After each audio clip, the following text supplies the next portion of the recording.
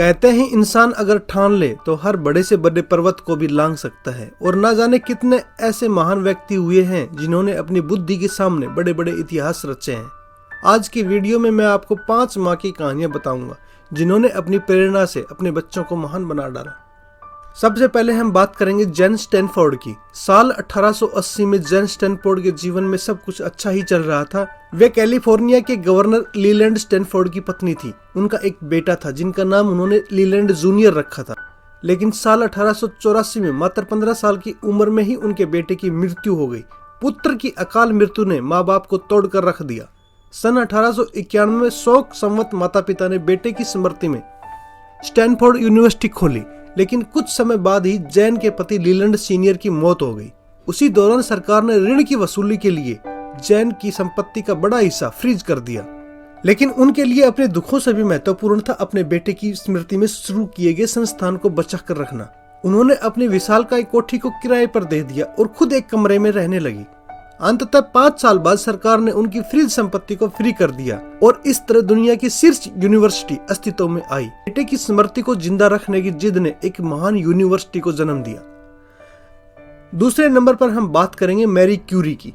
Poland की महान वैज्ञानिक मैरी क्यूरी ऐसी पहली महिला थी जिन्हें नोबेल पुरस्कार से नवाजा गया था। लेकिन उनकी इससे भी बड़ी उपलब्धि है एक माँ के रूप में अपनी बेटी को नोबेल पुरस्कार जीतने के लिए प्रेरित करना।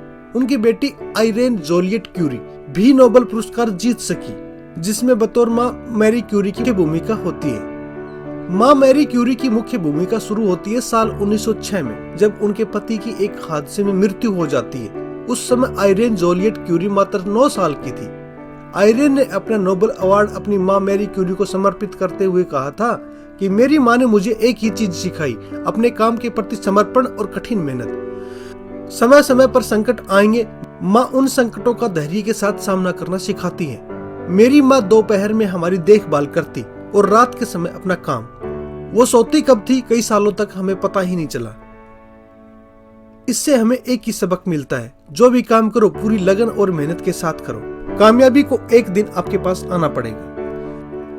नंबर 3 पर हम बात करेंगे नैन्सी एडिसन, बल्ब के आविष्कारकर्ता और 1000 से भी अधिक पेटेंट अपने नाम करने वाले थॉमस अल्वा एडिसन। अगर हम आज एक महान वैज्ञानिक के तौर पर याद करते हैं तो उसमें सबसे बड़ी भूमिका उसकी मां नैन्सी मैथ्यू एडिसन की थी।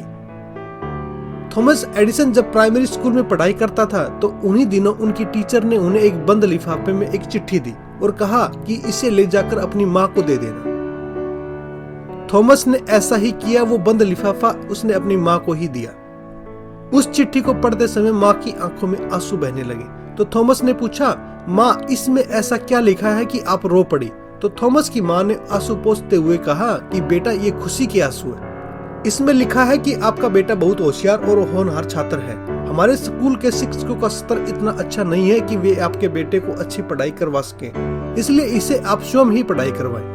यह सुनकर बालक थॉमस एडिसन इतने खुश हुए कि दोगुने साहस के साथ वे घर में ही अपनी माँ के साथ पढ़ने और सीखने लगे, जो स्वयं भी एक शिक्षिका थी।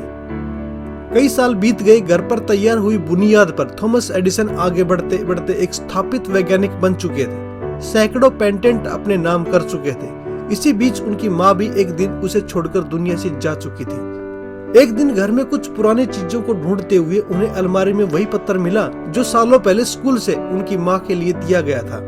वे पढ़ने लगे। पत्र में लिखा था, आपका बच्चा बौद्धिक तौर पर इतना कमजोर है कि हम उसे अन्य बच्चों के साथ नहीं पढ़ा सकते, इसलिए उसे स्कूल में पढ़ने ना भेजें। इस बात का उल्लेख थॉमस की अलग अलग जीवनियों में अलग अलग तौर पर किया गया। दरअसल सुनने की समस्या के कारण स्कूल ने उस समय उन्हें मंदबुद्धि घोषित कर दिया था।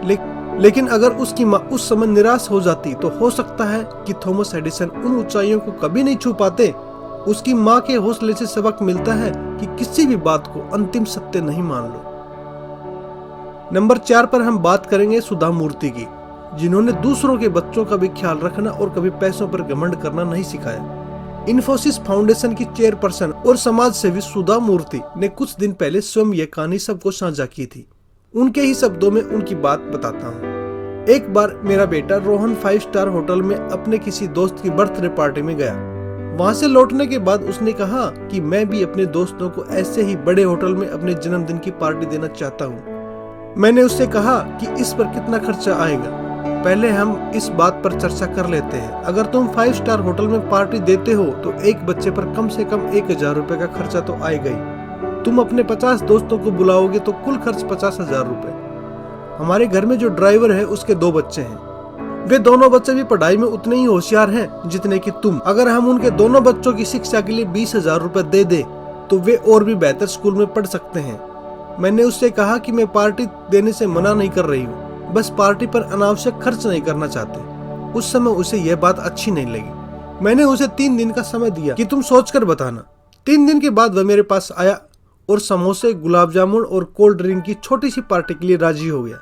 मैंने 50,000 में से 20,000 रुपए उसके हाथ ही ड्राइवर को उसके बच्चों की शिक्षा के लिए दिलवाए। पार्टी के बाद बचे हुए पैसे भी उसे ही देते हुए कहा कि ये तुम ही खर्च करना, लेकिन किसी अच्छे कार्य के लिए। कई सालों बाद जब उसे अपने कॉलेज में स्कॉलरशिप मिली तो उसने मुझे भेजते हुए कहा, अम्मा, इसे आप मेरे जन्मदिन पर 2001 में संसद पर हुए हमले के दौरान शहीद हुए जवानों के बच्चों पर खर्च करना। हालांकि वह बहुत बड़ी राशि नहीं थी, लेकिन अपनी चीजें दूसरों के साथ बांटने का वह आइडिया बड़ा था। यह समझ उसे जिंदगी भर काम आएगी कि हमें दूसरों का भी ख्याल रखना चाहिए। इससे एक ही बात सीखने को मिलती है कि अगर आपके पास पैसा है तो उसका सही सदुपयोग कीजिए। नंबर 5 पर बात करेंगे सोजोनर ट्रूथ की। एक अश्वेत माँ अपने बेटे को बचाने के लिए श्वेत समर्थक सिस्टम से भिड़ गई थी।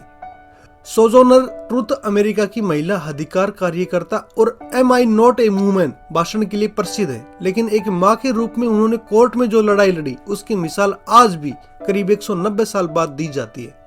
अश्वेत महिला सोजोनर ट्रूथ किसी समय स्वयं गुलाम थी। वे एक दिन अपनी दास्ता के बंधन से छुड़ाकर भाग गई, लेकिन उनका 5 साल का बेटा उनके श्वेत मालिक के कब्जे में ही रह गया। उसी दौरान उन्हें पता चला कि मालिक ने उनके बेटे को बेच दिया। अश्वेत होने के बावजूद उन्होंने मामले को कोर्ट में ले जाने का फैसला किया। यह बात 1828 की है। उससे पहले कभी भी अश्वेत ने किसी श्वेत के खिलाफ कोर्ट में केस नहीं किया था। किसी तरह पैसे जुटाकर उन्होंने वह केस लड़ा भी और जीता भी। श्वेत के खिलाफ कोर्ट केस जीतने वाली वह पहली अश्वेत महिला बनी। इस तरह एक माँ अपने बेटे के लिए सिस्टम को चैलेंज करने से भी नहीं रुकी। यहाँ एक बात सीखने को मिलती है कि अपने अधिकारों की रक्षा के लिए किसी से भी लड़ने या टक्कर लेने से मत घबराओ। मैं आपका दोस्त मिलूंगा अगली वीडियो में। तब तक आप खुश रहिए, स्वस्थ रहिए, मुस्कुराते रहिए। मेरे YouTube channel the true life को देखते रहिए। वीडियो पसंद आए तो वीडियो को लाइक और अपने दोस्तों में शेयर करना बिल्कुल मत भूलिएगा। वीडियो को अंत तक देखने के लिए आपका दिल से शुक्रिया।